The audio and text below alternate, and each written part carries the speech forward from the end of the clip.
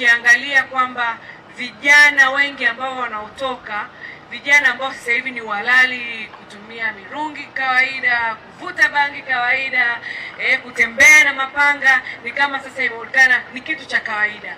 Ukatili sasa hivi umekuwa ni kawaida kuona, lakini sasa tukifikiria kwa sasa hivi tunaweza tukaona ni sawa, lakini kwa miaka 5, 6, 7, 8 kumbuka hao ndo wanakuwa baba, hao ndo, kwa sababu sasa hivi pia uvutaji wa bangi kwa wanawake jambo la kawaida.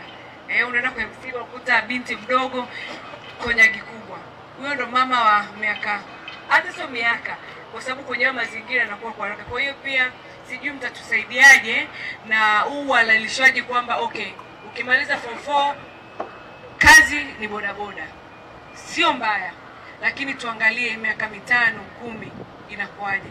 Sasa hivi kwa Arusha ni kama vile tumehalalisha, na pia content creator watu ule utu unaondoka sasa. Yeye anaangalia nipate followers wengi, ni mmoja nani nipate followers wengi, ama niende kwenye matukio gani. Ndio maana sasa hivi kwenye vitu vya msingi kama hivi hata waandishi wa habari hawezi kutaka kuja, lakini kwenye vile vitu ambavyo unaona vinaharibu jamii zaidi ndio wanakimbilia huko. Manake sisi tunataka kuvisikia hivyo vitu.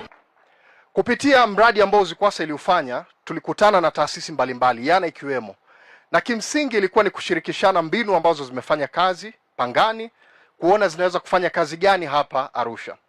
Na mbinu hizi ni za uongozi wa mguso ambao kama nimesema msingi wake unatokana na imani kwamba mabadiliko ya kweli yanaanza na mimi. Tukiamini kwamba kila mmoja akiguswa, kiongozi, watu kutoka jeshi la polisi, viongozi wa dini, watu kutoka afya na maeneo mengine, lakini jamii mmoja akiguswa, basi tunaweza kufikia mabadiliko.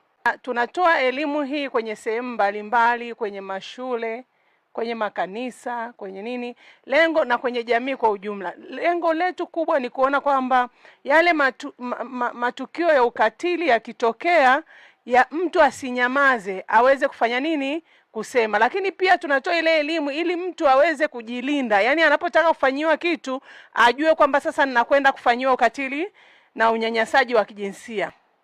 Nyuki ni wakali sana, kama ambavyo mimi nilikuwa ni mkali sana, lakini mwisho wa siku wanalitumia lile ua kutengeneza asali, kitu ambacho ni kitamu sana. Kwa nikakubali mimi niwe ua, kwamba wale watoto wakorofi ambao ni nyuki sasa wanaofika kwenye ofisi yangu mimi kama ua, ni watengeneze wawe asali. Kwa nimekutana na changamoto nyingi katika kuwasikiliza watoto. Nimebaini mambo mengi. Unamsikiliza mtoto anakuambia, mwalimu, mimi nimefanywa ukatili.